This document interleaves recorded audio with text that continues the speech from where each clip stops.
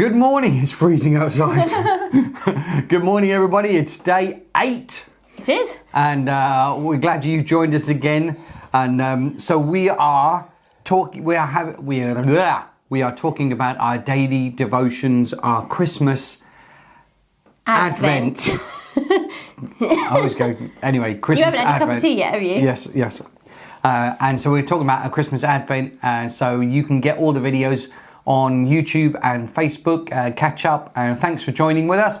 And we are talking about Matthew chapter 2. So if you want to jump in your scriptures to Matthew 2.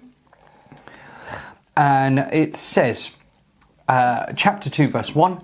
Now, when Jesus was born in Bethlehem, we knew what was the chances of that happening. Yeah. In Judea, the days of King Herod, behold, there came wise men from the east to Jerusalem, saying, where is he who is born King of the Jews? For we have seen his star in the east and have come to worship him. So today I'm going to talk a little bit about the wise men, because I think there's some fascinating things that we don't necessarily I think I've said this before when we first started, didn't I? That we can become so familiar with the story that we just don't give mind to the details of it. But actually, there's some really interesting things.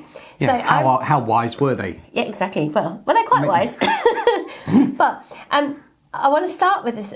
I think I touched on this as well, right? We jokingly say that there are 3 wise men. If you sing "We Wise Men of Orient Are," there's 3 parts where they've named the apparent kings that came. There's no mention of those in the Bible, and the only reason that we assume there's 3 is because they bought 3 gifts that are named, aren't they? So gold, myrrh, and frankincense. So yes. Those are things. We'll talk a little bit more about the gifts later and what they signified. But there could have been a whole entourage of wise men with their servants and whatever else. It would have been quite an interesting spectacle, I think, because I think if you imagine a whole bunch of wise men and their camels and their servants and their maids and all of that, especially if they were kings. Yeah, especially they're called the Magi.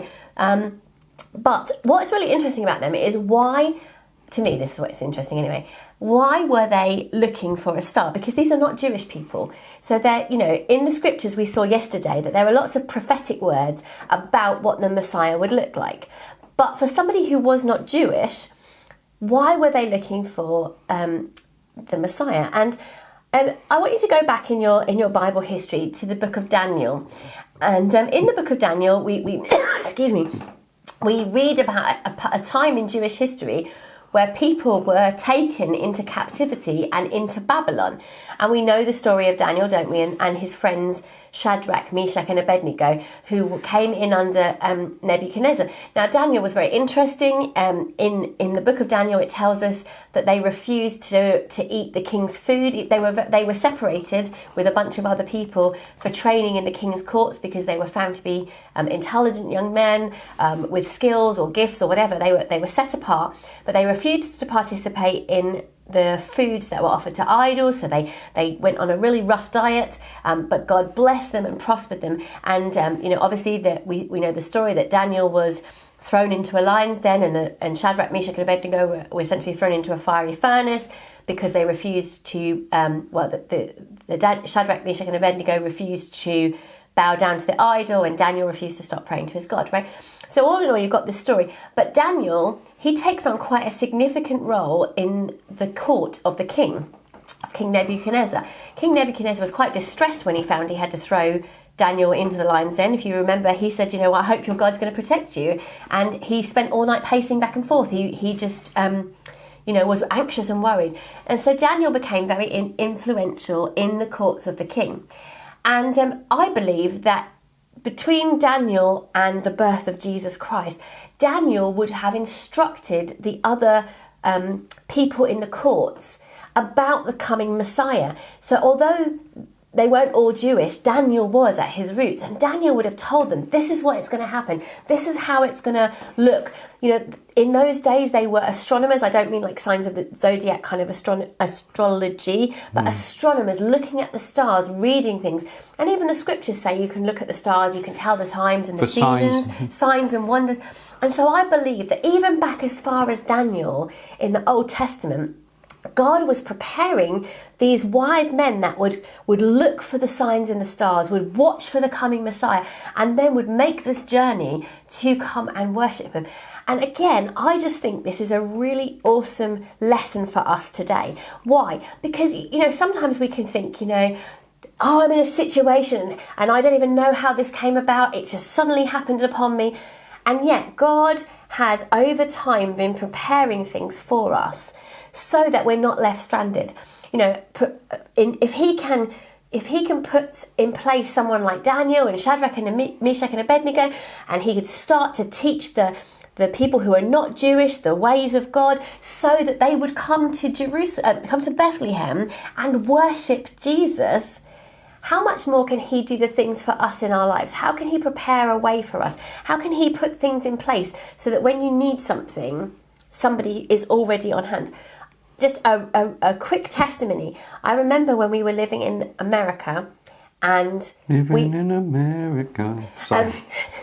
We had a need. Our car broke down and we didn't have any means of income at that time. We were students at Bible college, and we put our car in because I drove over a dip in the road. Is this the quick version? This is the quick version, and the car needed to be fixed. And when we got the bill, we paid the bill, and it was a lot of money.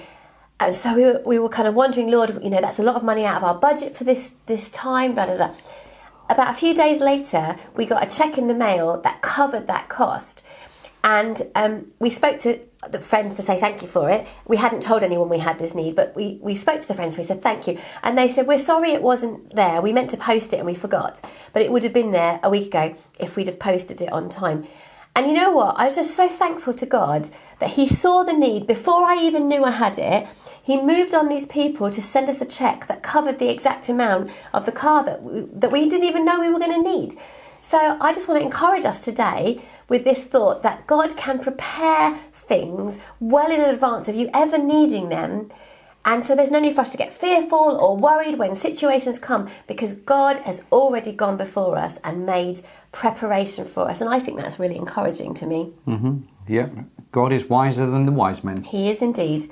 And I don't know what their names were, but whatever they were wise enough to listen to God, and we'll talk a bit more about that later. But I think that's incredible, don't you? So thank you for joining us. And we will see you again tomorrow. For day 9. I can't believe we're on day 9 already. Woohoo! We're rattling around towards Christmas.